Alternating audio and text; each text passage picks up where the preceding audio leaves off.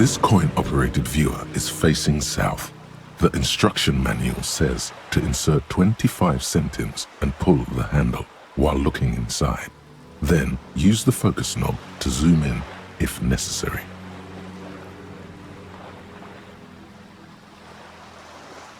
Your money disappears into the coin slot, a clunk, the ring of metal.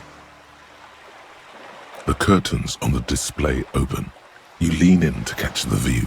It's blurry, different blues and greens. In the middle of the shimmer stands a drab grey shape, like a ghost. The lenses shift.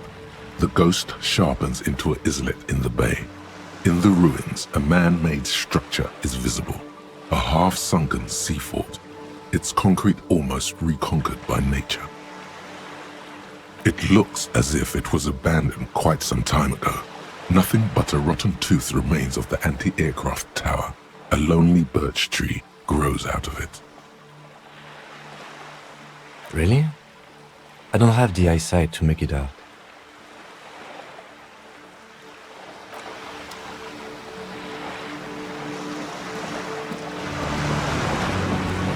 This coin-operated viewer is facing southwest. Its coin slot is full of fossilized bubblegum, rendering the machine permanently inaccessible. Probably some kids. A simple but clever solution to ruin in a coin-operated viewer. It took ingenuity. A thick layer of graffito covers the lenses. You spell out the word Onuk written on the other side, with N and C scribbled backwards. Under the graffito, a sea of blues and greys appear. Behind the water lies a coast studded with concrete and reeds. On it, a church on stilts, lanky weather-worn wooden planks, an X-shaped cross topping its tower. The church looks old and weather-worn. There are no lights in the windows. Around the large wooden building, you see chunks of sea ice gathered on the beach, and a small tent set up on the ice.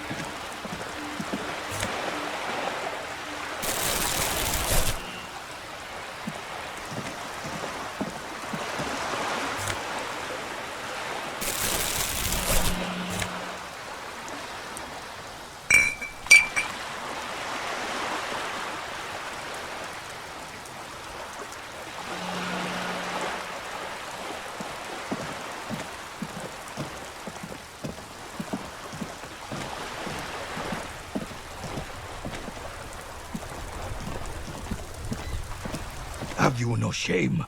Whining about your back every time you bring out the measuring tape. René, you're a man with a fork in a world of soup. Please, let's just try to enjoy the game, alright? I'm trying to, but you keep breaking my concentration. You're old. I can see that. We're both old. Now stop grabbing your ass like it's a girl. These manly men are playing balls. This is a ball game. Grab a ball and play it. Don't ask questions. Shoot first. Ask questions never. No, you got this. There's the ball. You're the game.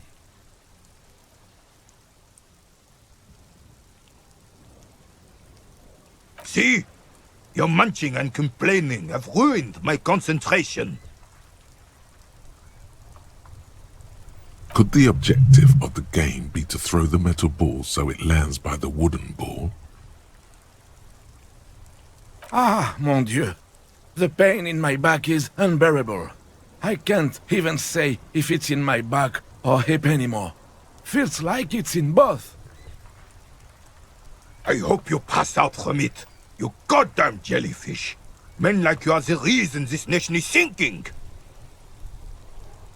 Shush. Ignore them. They don't know what they're doing. They're old. You are letting down yourself and the team. Get in the damn game already. Does it matter what team? Pick a team. Any team. The blue team. You're letting them down. Get in the game and throw the goddamn ball. Eyes on the ball, Dinky Winky.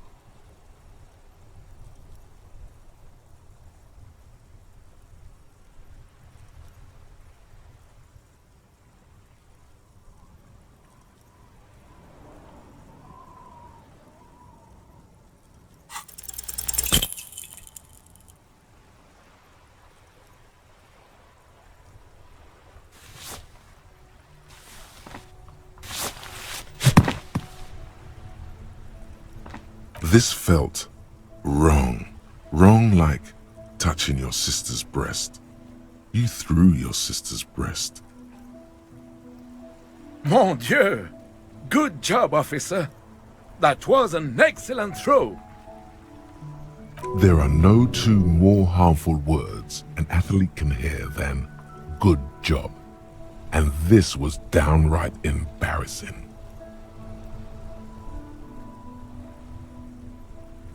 Your muscle memory knew what to do and went for it, but there were gaps.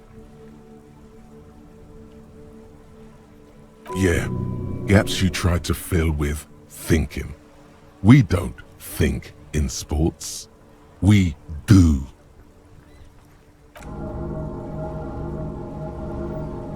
It felt like you were going for a thrust or a lunge. There was definitely gonna be jumping. Maybe you scored a point, but this is a fiasco.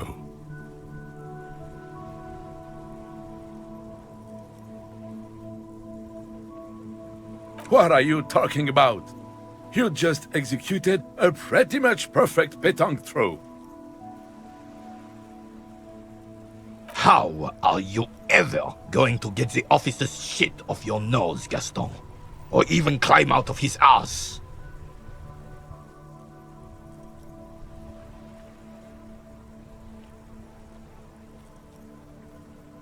Probably because those rooster pants are squeezing you senseless.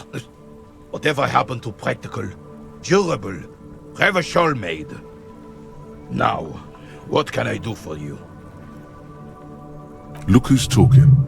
That cockatoo uniform must give him a real advantage when fighting in the circus. Yes, officer. What do we need from this gentleman?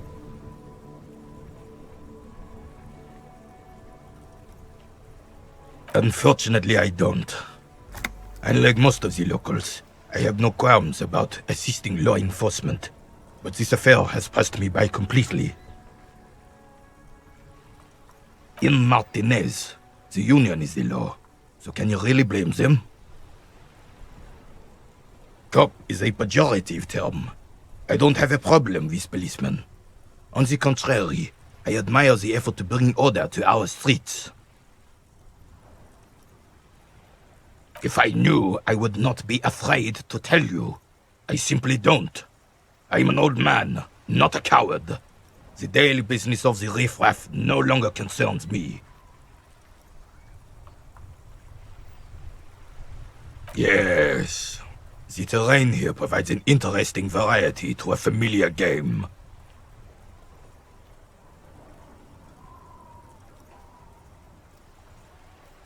I do. Fire from heavy artillery. Why what?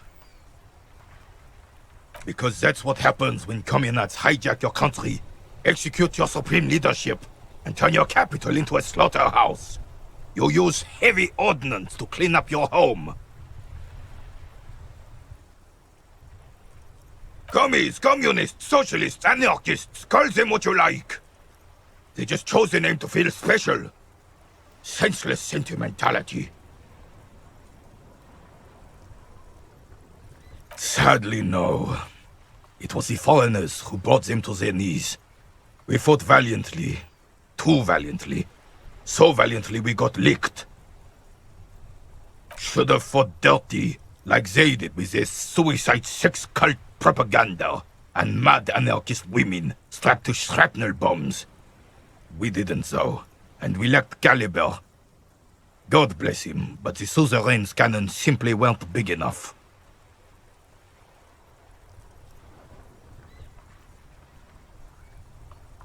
Because this place is a damn beachhead. Had to soften the commies up first. Yes, the military coordinated amphibious landing to take back Revachol. Martinez was used as one of the 3 footholds in Revachol during Operation Deathblow in 08. The other 2 are off in Stella Maris and the Delta.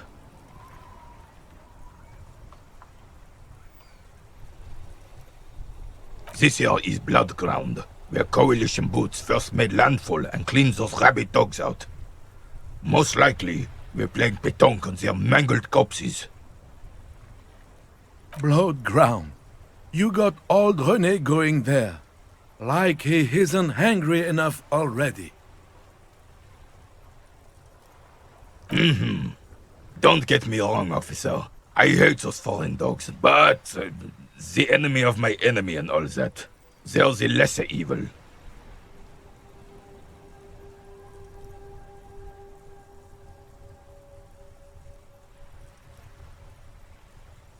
Damn right, son. They laid the fire of hell on the city before they stormed it. And it worked, too. The rest of the city got cleaned up, but Martinez they keep as a monument. And now the Union Socialists are practically running the place. Well, it's your own damn fault.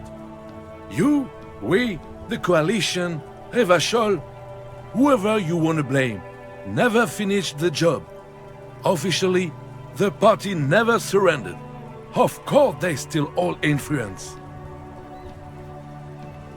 You don't even begin to truly understand the players on the table, let alone the specific circumstances surrounding the... What do you think? Thinking men have opinions on these things. Present one.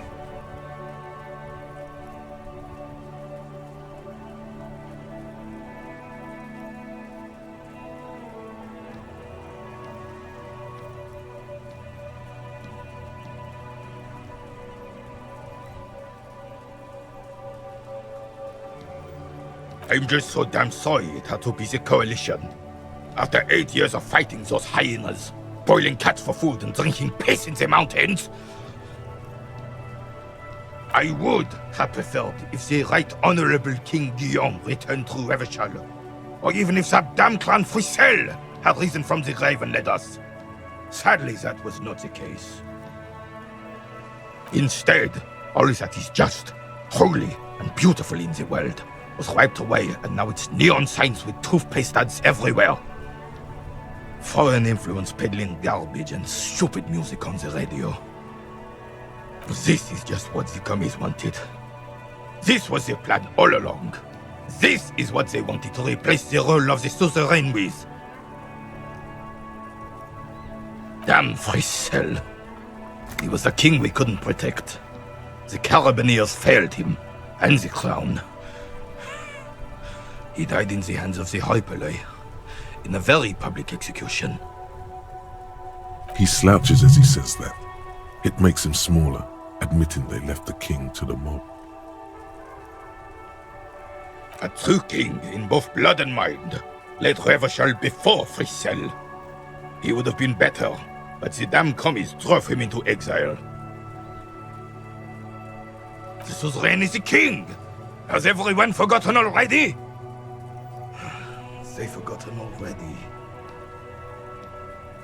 It's no use talking to you. You were still in Daddy's balls when it happened. When we took our last stand against the filth and rode the cavalry straight into gunfire.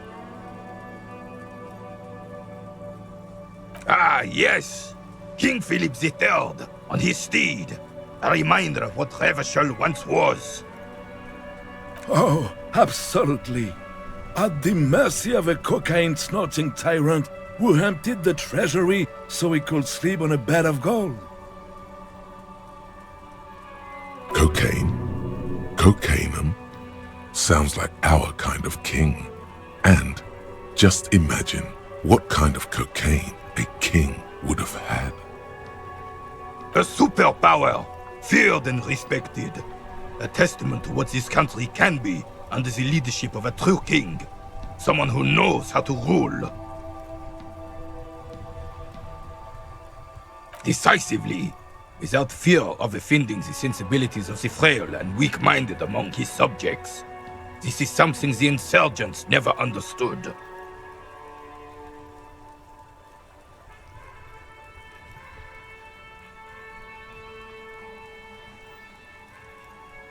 A nation is only as strong as its leader.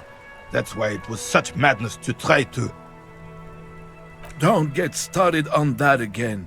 What happened, happened. The Carabineer doesn't reply, but his entire being communicates unbreakable resolve.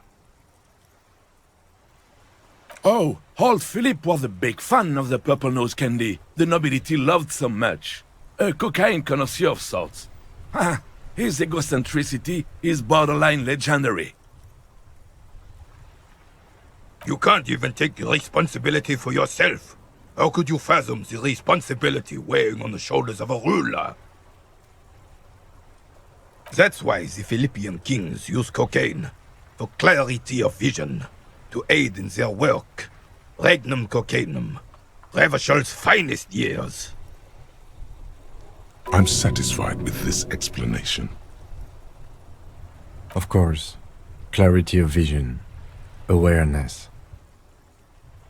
Philip III was even brought into this world with the help of cocaine.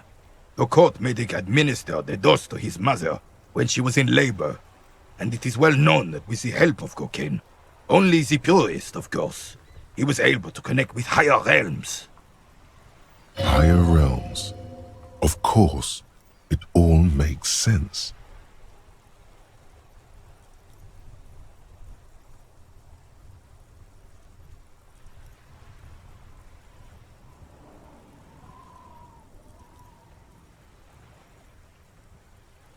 From what I've seen of the officers of the RCM...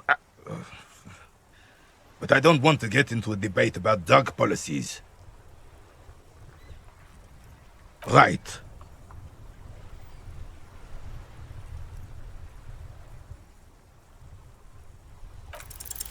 All you observe is a veteran refusing to let go of the past and his old uniform. This is not uncommon. This is the uniform of the Royal Carabineers in service of Frissel I, Guillaume le Lion, and the valiant King Philip V before him. Don't you mean Frissel the fan? You do not speak his name, Craven, although he was a clown. But he was our clown. Ours to ridicule and to mourn. There's something you missed. You will get to it. Don't worry.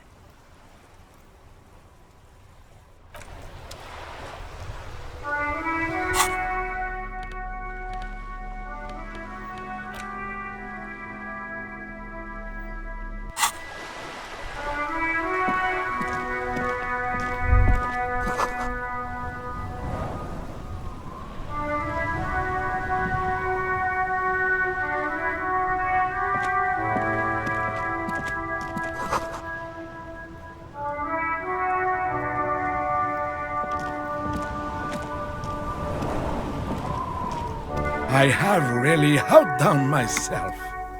This is divine. Yes, that's what you need, Gaston. More padding on that fat arse of yours. I hope your heart gives out. René, it's a little pleasures. Life doesn't need to be a struggle. Hello, officer. How might I be of assistance on this fine day? Let me think. I heard someone was hanged and left on a tree for a week. But that's all I know, really.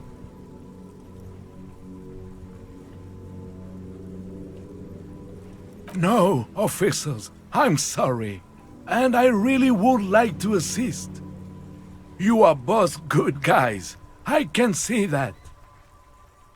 Then help them, you wimp. You have plenty of shoulder with the gauche caviar in the Union. Someone must know something. I wish I could, but I just don't know anything. I always keep my nose clean and don't gossip. Everyone knows and respects that. Respects? I'm not even anyone. Of course he's holding back. His mouth is so full of Union prick he can't even speak properly. Can I at least finish my fucking sentence before you piss on it? Is that okay, René? I'm not anyone important in the Union. I just know Evrard. Evrard Claire. Everyone in Martinez knows the Claire brothers. I taught these boys human studies and history in the gymnasium. What do you know about history? You never witnessed history. Only heard about it years later, when it had already moved on. You don't know history. The old soldier mumbles something under his breath and turns to face the sea. Let's try not to get caught in a crossfire.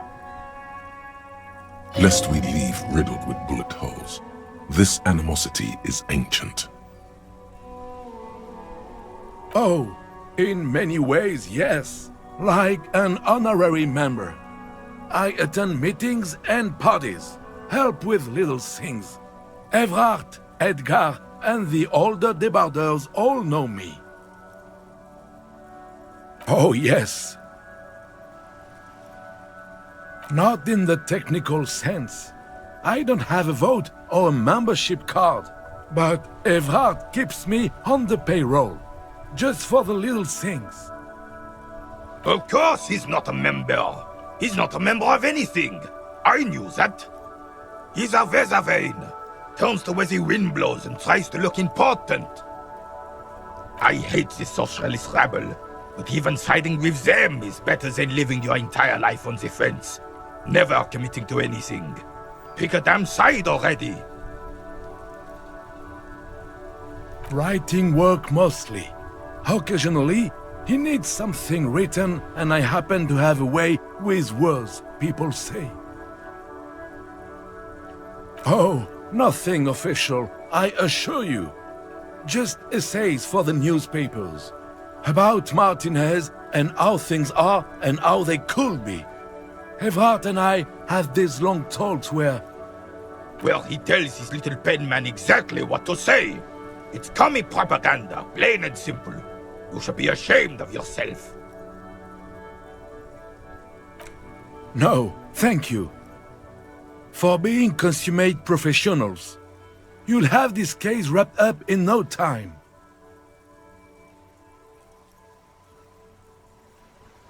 Oh, the goal is to throw your bull as close to the cochonnet as you can. That's the cochonnet. Well, first, you draw a circle about a half a meter in diameter. We made ours out of rope. Then, the order of play is determined by a coin toss. You win it. You get to throw the cochonnet. Then, the players aim to throw their bulls as close to the cochonnet as possible. They must stay in the circle and keep both feet planted. I could, but I'd rather not. I don't want to take up your time with trivial details, officer. You'll put that knowledge to good use in 50 years. I'm sure of that, officer. I don't like where this is going, officer. Don't you think we should do something else now?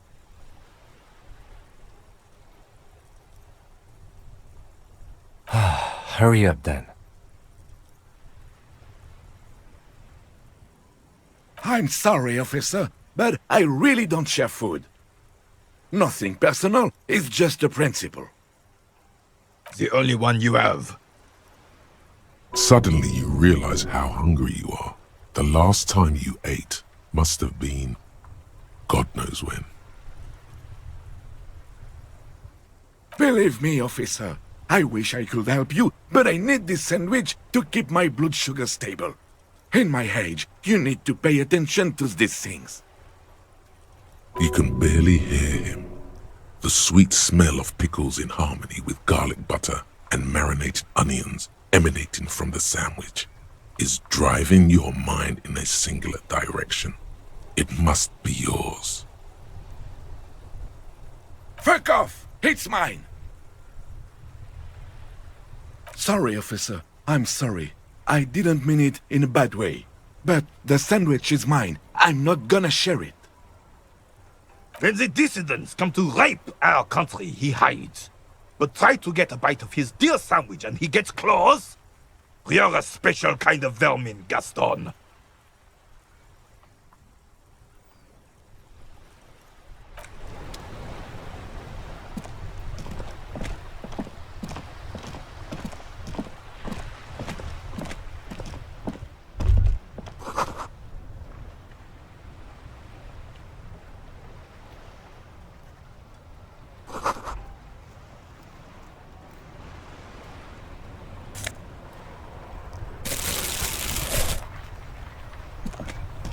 The worn and beaten wooden planks of the bench do not look overly comforting. We can sit on benches after we've solved the murder. Let's go.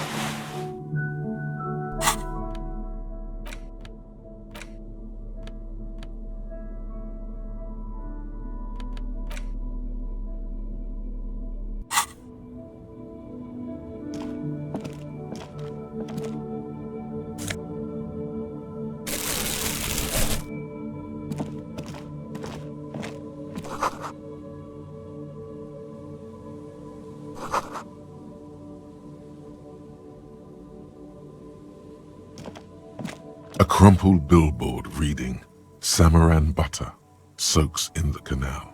Two ugly lines mar the bright countenance of the blonde boy depicted.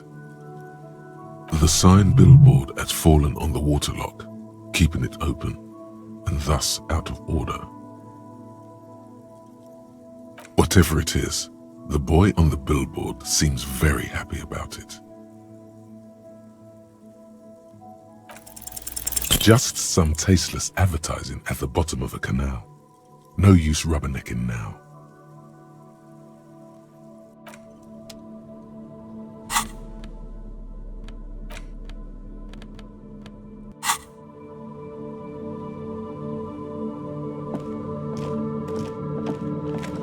G'day to you, officers.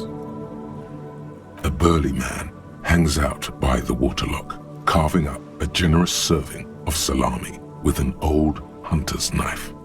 His eyes are fixed on a man stranded on the other side of the waterlock and on an enormous billboard that has fallen down into the canal between them.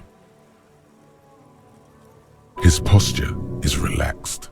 Despite his powerful build and a knife in his hand, this man resorts to physical intimidation only infrequently, if at all.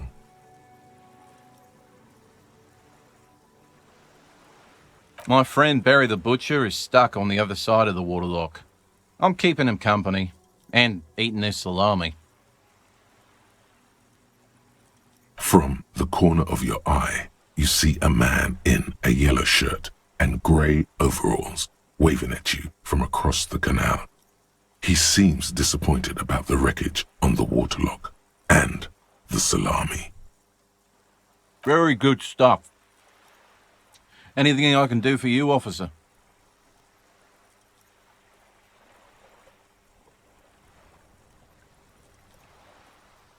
I wasn't here to witness it, but those look like tire tracks on that sign. Weird, huh?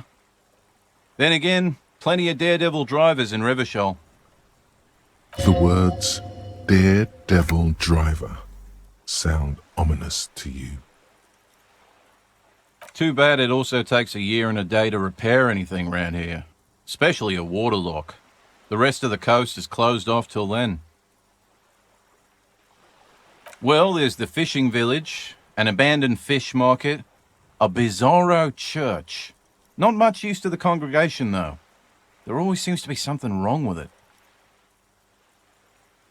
Yeah, not really much else. Just bombed out ruins. Sure thing. Want some too, officer? Why not?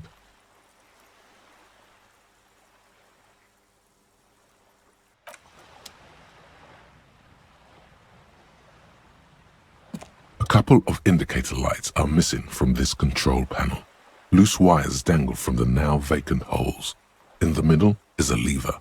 Beneath it, a small metal plaque. This panel usually closes the waterlock, turning it into a bridge that lets you cross the canal. But there's a crashed salmon and butter sign in the way. Pulling the lever probably won't do anything. You pull the lever all the way up until the metal clicks against the contact pins. You hear a soft clunk. Then, nothing happens.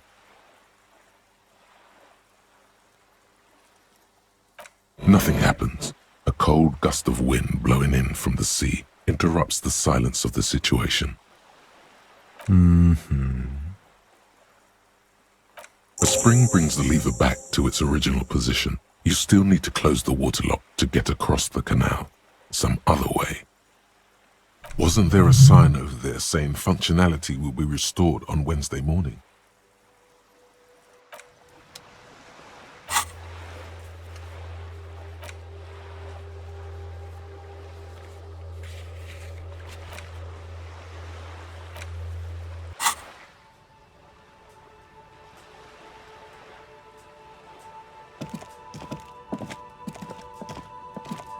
A crumpled billboard reading, "Samaran butter soaks in the canal."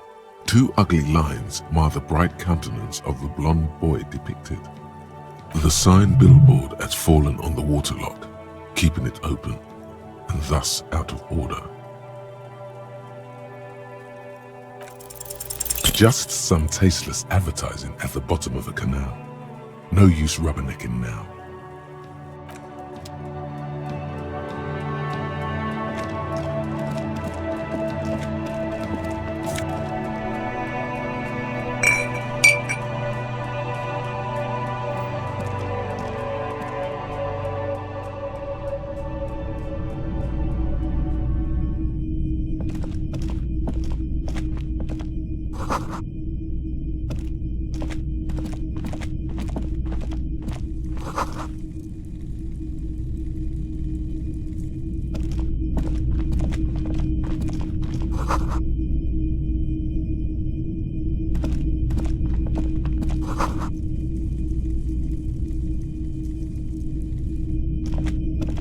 It's not often that I see officers from the RCM in my pawn shop. What can I do for you? His courtesy is not insincere, but he prefers being alone with his projector, just watching the movement of light across the walls of the shop.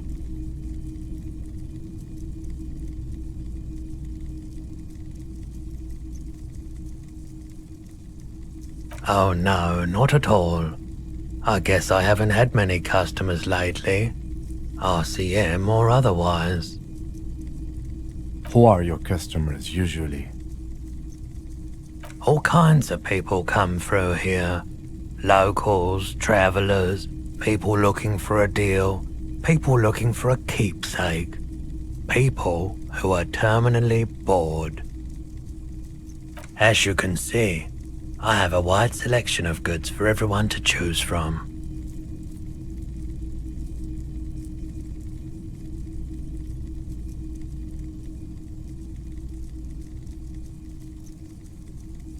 It keeps me entertained. Entertained? He might be high. If he is, on what?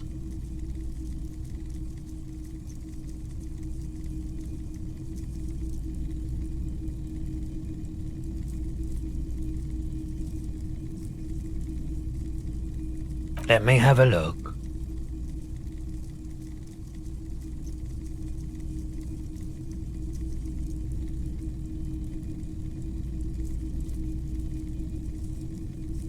I'm not purchasing any more clothing at the moment.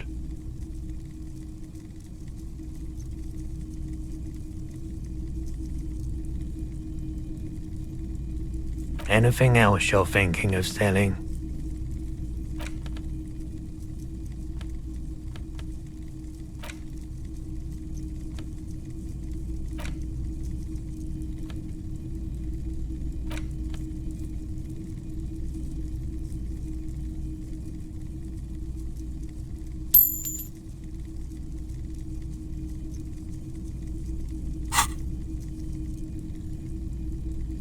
Another time, perhaps.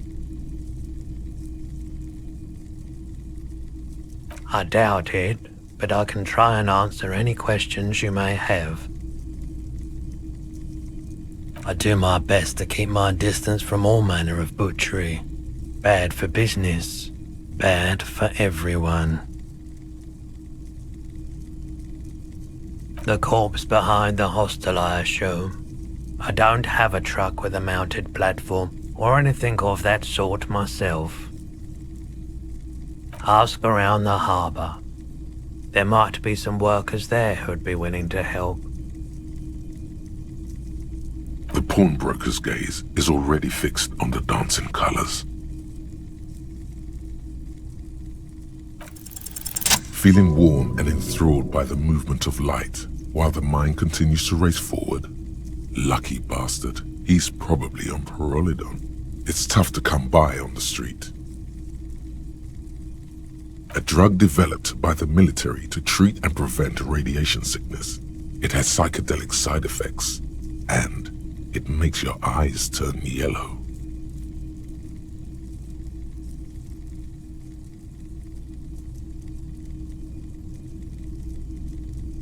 Why on earth? These are prescription. I can't really see without them. Those triangle patches on his vest, you have a feeling they mean something, like they're similar to the halogen rectangle on your jacket.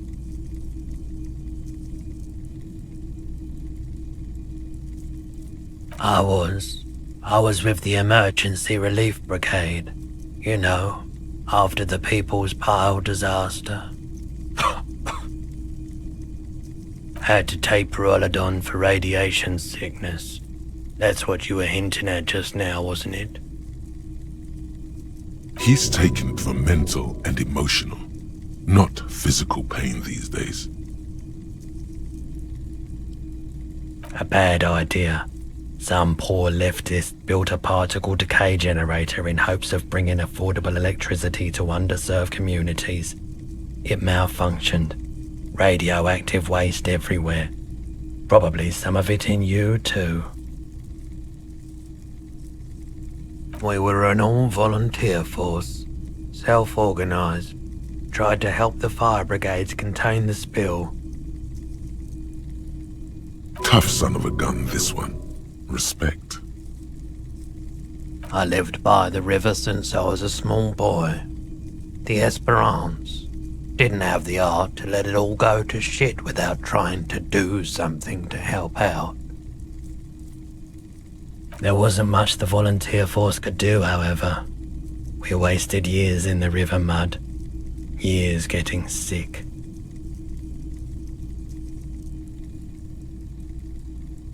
There's a reason why everyone's tried to forget any of it ever happened, and why no one has tried to repair or replace the pile. So much disappointment, and early deaths. Cancer mostly. And we knew all that was coming even as we were cleaning up as best we could. No one's. Everyone's. So much bitterness. A bunch of poor people built themselves a primitive nuclear reactor, hoping for the best. What do you think is going to happen? The cleanup happened 15 years ago. I was young then. Later, my second aunt died. Left me this shack and all the assorted junk in it. So I came to Martinez. People told me don't go there. It's a shithole. I said, people, we just had a nuclear pile meltdown.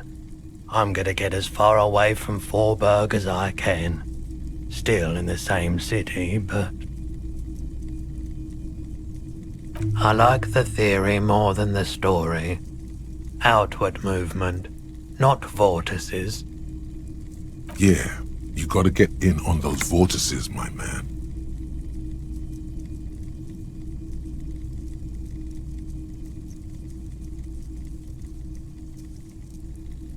Someone else came here earlier today asking the same question. I promptly sold her the gun you pawned a couple days back. The lieutenant shifts from one foot to another. Alert. You were adamant about getting rid of it, officer. Said you were undeserving of a service weapon of the Revachol Citizens Militia. And I don't like keeping guns around the shop for long. Off-the-charts photon emissions. The unhealthy kind. She didn't seem like a policeman, although she kept referring to herself as a pig, which was odd. I found her interest in the gun a bit obsessive, but I was just happy to get rid of it, and of her. Truth be told, she was terrifying. Right, so let me get this right. You sold your sidearm, issued by the Citizens Militia, and now a civilian is running around the streets of Martinez with it?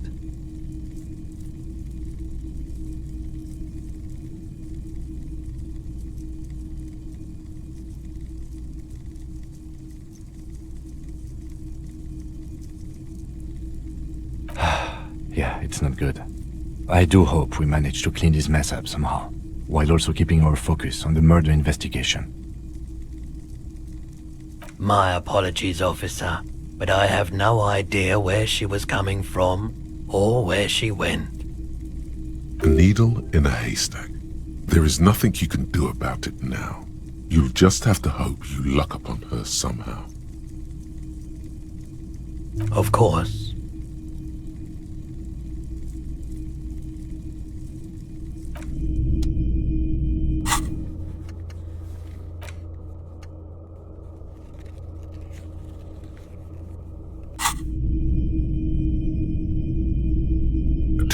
Martinez streetlight sits among assorted floor and table lamps. The light pole has been carefully cut, and the wiring has been redone and attached to a standard indoor plug. The light buzzes faintly, but persistently. Yes, officer. As you see, it's in perfect working order. His manner is casual, but his speech is careful, measured. He wants you to know that he has nothing to hide. It was brought to me to be altered. We are not here to investigate the theft of city property. You have to admit it's rather clever what he's done with it.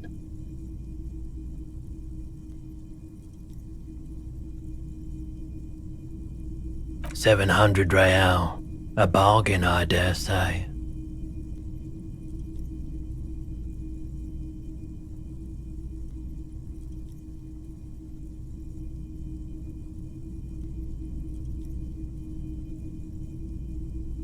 There's also the matter of rewiring, but the most important transformation is the light's placement among ordinary indoor fixtures, which has adjusted its morphological field. The light became suitable for use inside the home just a few days ago.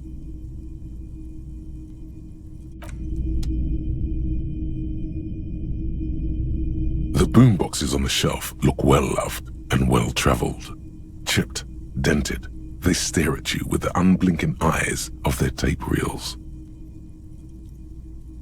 One especially catches your eye. Deep gold and amber plastic with a big old handle on top. A classic boombox that says Stereo 8 approved. This is you.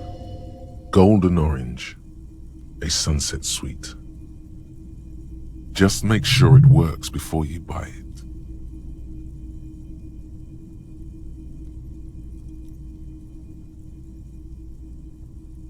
Is the Harman Welsh W2, made in Vespa, designed in Seoul, plays all reel-to-reel formats, 2mm, 8mm, 12mm.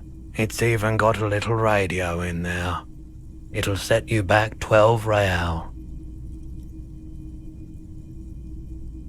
Absolutely. I've tested each one myself with recordings of speech, found sounds and music from a variety of genres, even though I don't really like music. If police work means playing tapes, sure, you can use it for that, or any other time you'd need to play a tape.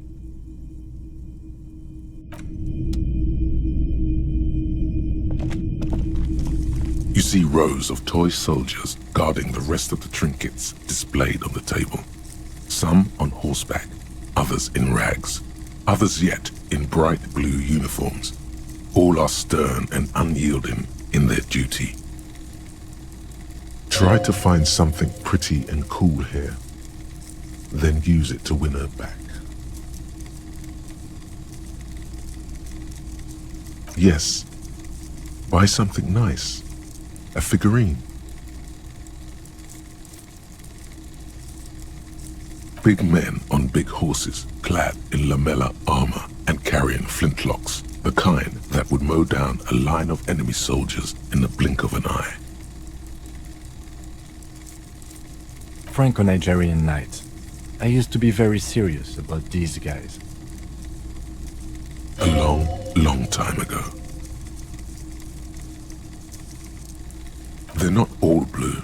These figurines also wear gold coats and caps, complemented by orange trousers. They are variously posed, wielding swords and rifles with bayonets. This is what the loyalists looked like, yes, at first. Then they wised up and got camouflage. Which ones? Ah, those. Yes, they are. I find the paint job a bit gaudy, but children like the bright colours indiscriminately. This set of soldiers isn't meant to look impressive. A few have rifles, but most of them carry pistols. Some even shovels. and tall sticks. You're probably talking about the revolutionaries, yes? Yes, they are soldiers, revolutionary soldiers. I think their poverty has been exaggerated for effect. When you place them next to the royalists, it doesn't seem like they could possibly win.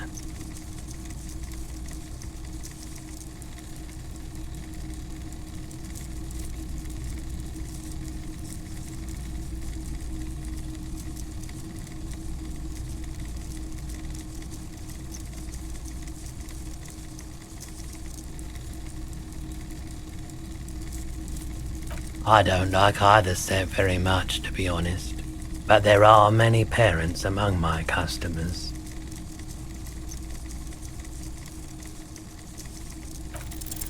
Everything you pick out seems faded, chipped, and sad somehow. Most of them are just broken toys.